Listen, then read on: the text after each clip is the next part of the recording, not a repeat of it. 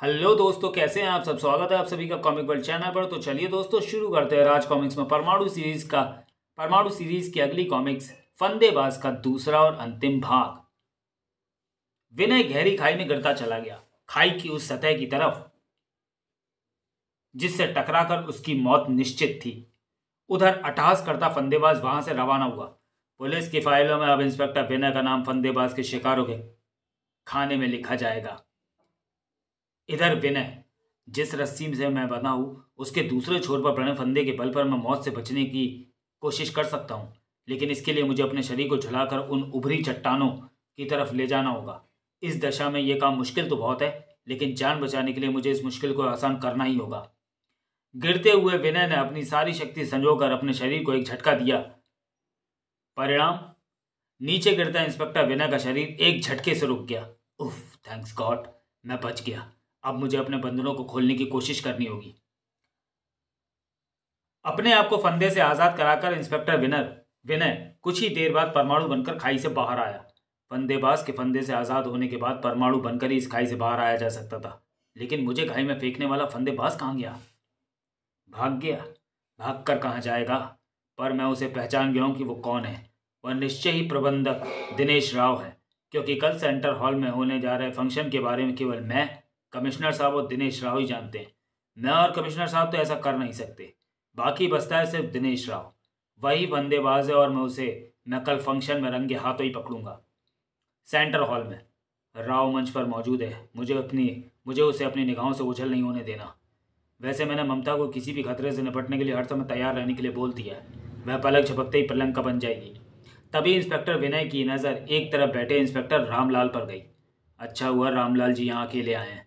कहीं इनकी लड़की शिप्रा यहाँ आ जाती तो मुझसे चिपक ही जाती। हाय विनय। शिप्रा? जी हाँ मैं। लेकिन तुम मुझे देखकर इस तरह क्यों चौंक गए, जैसे मैं कोई इंसान नहीं भूत हूं? तुम्हारी जगह अगर भूत आ जाता तो गनीमत थी। तुमने कुछ कहा विनय? हाँ, मैं कह रहा था कि अच्छा किया तुम यहाँ आ गई। उधर सीट पर बैठो ना। मैं वहीं बैठी थी, लेकिन खास तुम्हारे लिए उठकर आई हूँ, तुम्हें ये चॉकलेट्स देने के लिए। लो ना। थैंक यू, मैं इसे बाद में खा लूंगा। बाद में नहीं विनय, प्लीज इसे अभी खाओ ना। विनय ने पूरे का पूरा चॉकलेट एक बार में ही मुंह में रख लिया। ठीक है, अब चलता हूँ, मुझे बहुत से काम देखने हैं। इडियट, प्यार से दी गई चॉकलेट कैसे बेरुखी से निकल गया। विनय जल्दी से एक तरफ बढ़ गया। तभी वहां एक साथ कई चीखें गूंजी। आइया! सभी की आंखों ने देखा मंच पर नजर आता वह रोंगटे खड़े कर देने वाला दृश्य। उफ! हॉल व मंच पर मौजूद कई व्यक्तियों के गले में फंदे पड़ गए हैं। इसका मतलब एक ही है कि आ पहुंचा है फंदेबाज। हा हा हा हा हा हा। इसका मतलब मैंने राव पर बिना कारण शक किया। वह तो अभी भी मंच पर मौजूद है। फंदेबाज सबसे पहले इंस्पेक्टर विनय से मुखातिब हुआ। तुम्हें जिंदा देखकर मैं बहुत हैरान हूं इंस्पेक्टर विनय। तुम्हारा खाई से बचना यह दर्शाता है कि मौत तुम्हारी किस्मत में नहीं लिखी। खैर, तो मैं फिर किसी मौके पर मौत के घाट उतारूंगा। पहले बाकियों के मौत का नजारा देखूं। तभी फंदेबाज को गिरफ्तार करने कुछ पुलिसकर्मी उसकी तरफ दौड़े तो उसने कमिश्नर के गले में एक फंदा डाल दिया और फिर चीखा, खबरदार! अगर तुमने एक कदम भी और आगे बढ़ाया तो कमिश्नर टाइम से पहले ही मौत की बाहों में पहुंच जाएगा। फ्रीज होकर रह गए आगे बढ़ता हर कदम। जबकि ठहाका लगाते हुए पलटा फंदेबाज। जिसके भी गले में तार का फंदा पड़ा है वह हर हाल में मरेगा, क्योंकि मैंने ये फंदे विशेष रूप से इस तरह बनाए हैं कि एक बार गले में डलने के बाद इन्हें निकालना मुश्किल है। मैंने सभी तारों को हॉल की छत में कई फीट मोटर युक्त पुल्ली में लपेट रखा है। धीरे धीरे सभी तारें पुल्ली पर लिपटती जाएंगी और मौत तुम सबके करीब आती जाएगी। ओह, इसका मतलब यहाँ मौजूद लोगों को बचाने का तरीका और मौका है, लेकिन उसके लिए ज़रूरी है कि यहाँ मौजूद उन लोगों का यहाँ से बाहर निकलना जिनके गले में फंदे नहीं पड़े हैं। दूसरा ही क्षण जिनके गले में फंदे नहीं पड़े वे तुरंत बाहर भाग जाएं। तुरंत ही भगदड़ मच गई। तो मेरे साथ आओ ममता। एक तरफ भागते इंस्पेक्टर विनय और ममता क्षण भर बाद ही परमाणु प्रलंका के रूप में थे। कई जिंदगियां बचाने के लिए हमें अपने जीवन की सबसे अधिक फुर्ती, सतर्कता और चालाकी का इस्तेमाल करना होगा। प्रलंका, तुम फंदेबाज को संभालोगी और मैं उन लोगों को मौत के फंदे से बचाने का प्रयास करूंगा। ओके। दोनों अपने अपने रास्ते पर बढ़ गए। मुझे हॉल की छत में कहीं फिट वह पुली ढूंढनी है जिससे हॉल में मौजूद लोगों के गले में फंदे पड़े रूपी तार लिपटते जा रहे हैं। जब तक परमाणु अपने प्रयत्न में सफल नहीं हो जाता, मुझे फंदेबाज को लगता है मुझे सॉरी अपने साथ लड़ाई में उलझाए रखना है। ठाक। लगता है तुझे अपनी जान गंवाने का बहुत शौक है, वरना तू फंदेबाज के सामने आने की भूल कभी ना करती लड़की। इन फंदों से बचकर रहना है मुझे। एक के भी चपेट में आ गई तो समझ लो खेल खत्म। इधर हॉल के अंदर का माहौल चीख पुकारों से गर्म था, क्योंकि सभी लोगों के गले में फंदे कसते जा रहे थे। बचाओ, कोई बचाओ, मेरी गर्दन कट गई तो मैं मर जाऊंगा। इधर हॉल के बाहर वेना हॉल से बाहर नहीं आया। हॉल के अंदर वह जरूर किसी मुसीबत में फंस गया है। मुझे अंदर जाना चाहिए, हो सकता है उसे मेरी मदद की जरूरत हो। अंदर की तरफ भाग खड़ी हुई विनय की दीवानी शिप्रा क्या जानती थी कि विनय परमाणु के रूप में वहां मौजूद है।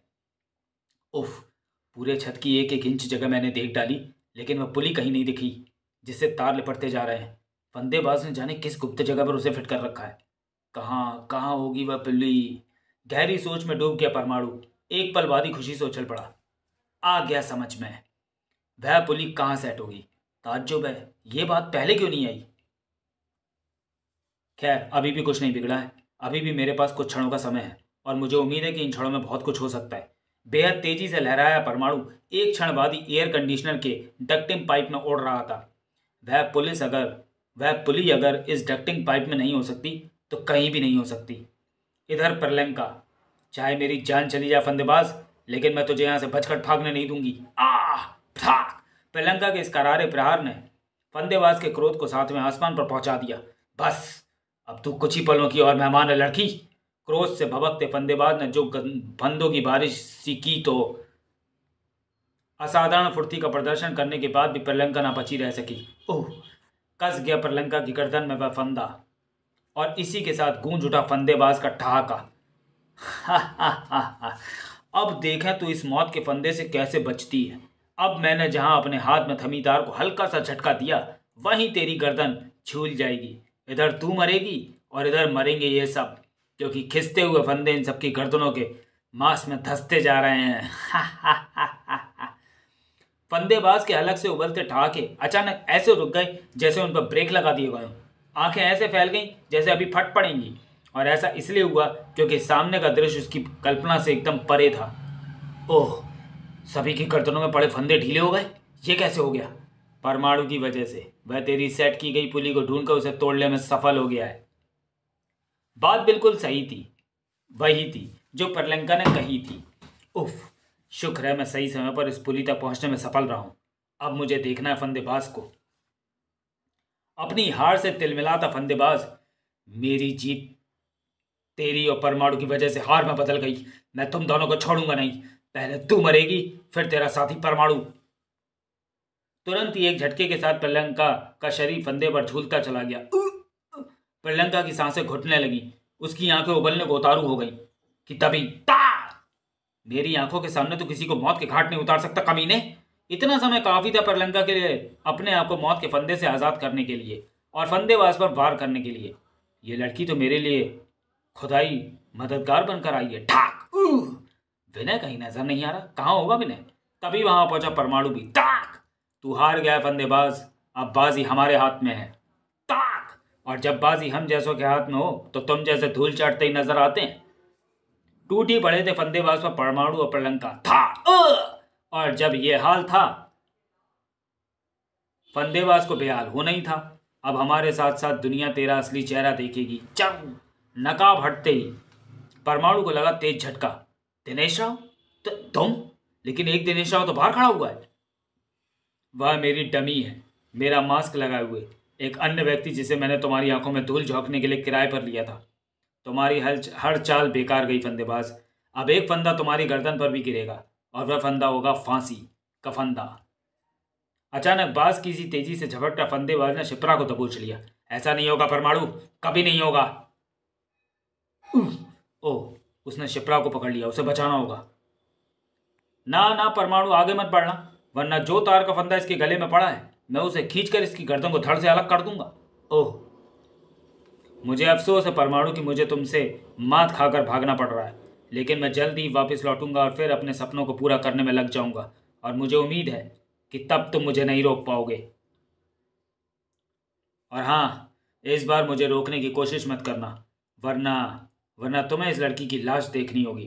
परमाणु और प्रियंका बुत से खड़े हो गए और फंदेबाज शिप्रा को लेकर हॉल की छत पर जा पहुंचा। घबरा मत लड़की, मैं तुझे यहाँ सिर्फ अपनी वोट के लिए लाया हूँ, मैं तेरी हत्या करना नहीं चाहता। पर फिर शिप्रा को छत पर ही एक फंदे में फंसाकर फंदेबाज रस्सी पर लहरा उठा, लेकिन अभी वह कुछ ही दूर बढ़ा था कि काट, फंदेबाज को ले उड़ा वो बेआवाज हेलीकॉप्टर।